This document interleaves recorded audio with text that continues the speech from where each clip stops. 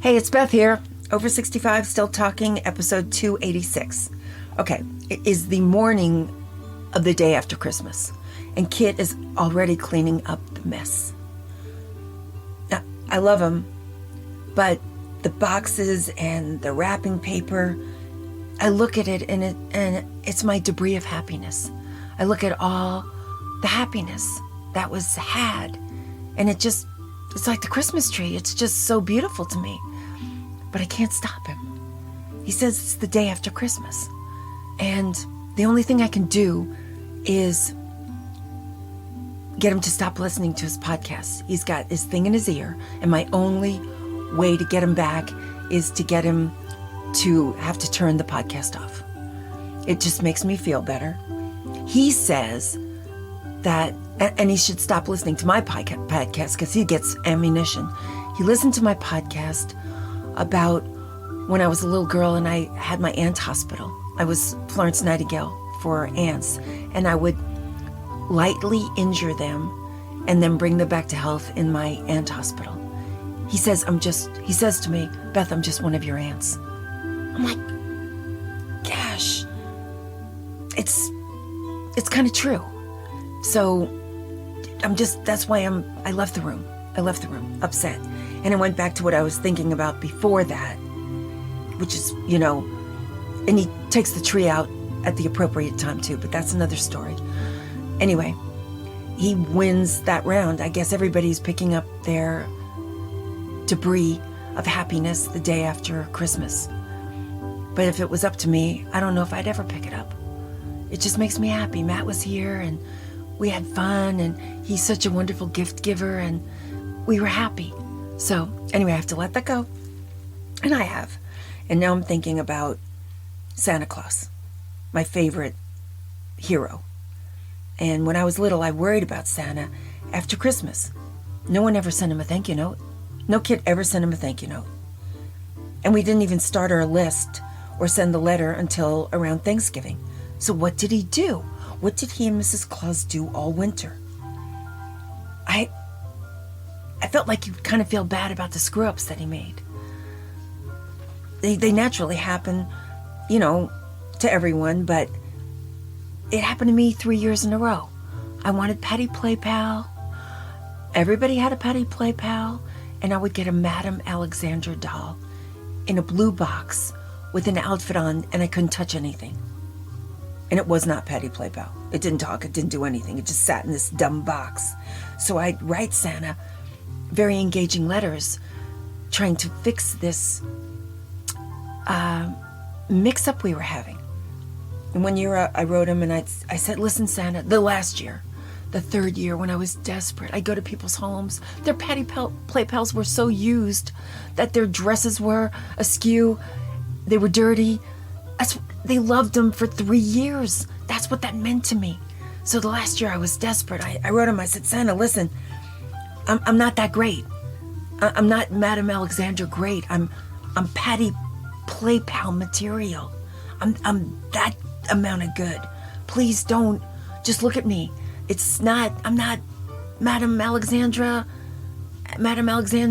doll material. I'm not. My mother read the letter, which was illegal at the time in my world.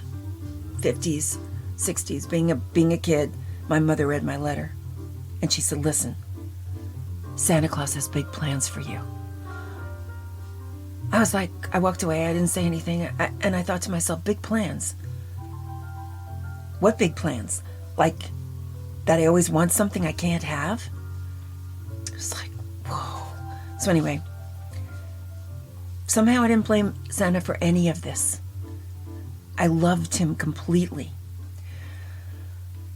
Even when Bobby Russell said, and yes, it was the Bobby Russell, my sin of sins, I looked at his penis when I was like very, very young, and I couldn't confess it, and I screwed up everything, night terror all the time.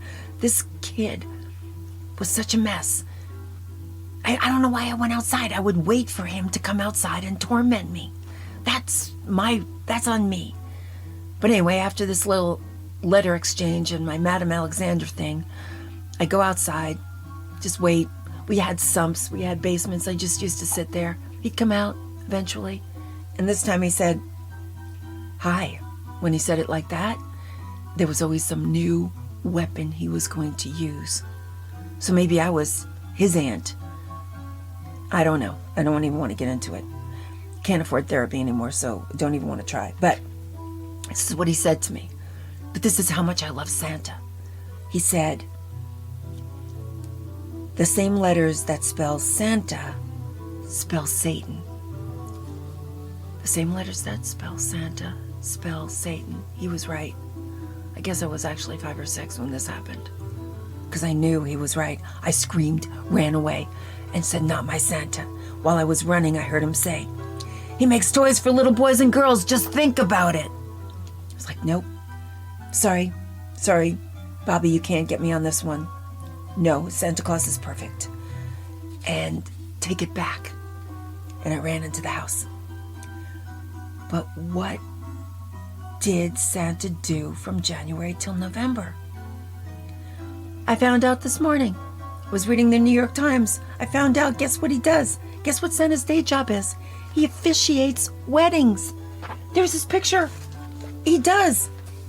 In New York. I bet I could, if you paid him enough, he'd go anywhere. He looks like that kind of guy. He's fabulous. So, they asked him, Santa, why do you want to marry people? He said, because it's happy and positive. Santa-like answer, of course. Bringing joy to others is part of my life's journey. I'm like, absolutely, Santa. What about your officiating process? That was a very good question. This is the New York Times. I send the couple of questionnaire with 20 or 25 questions. Funny ones, sweet ones, like who will do the cooking? How many kids do you want to have? What's the first thing? How did he pick you up? Silly things like that. He said, I don't care about the answers. I just want them to think. And then the lady says, the interviewer goes, I'm just assuming it's a lady. I don't know. I'm assuming, I wish it was me. What is the next step? If they live nearby, I meet them at the diner, which I would love to meet Santa at the diner. Oh my God, I love diners.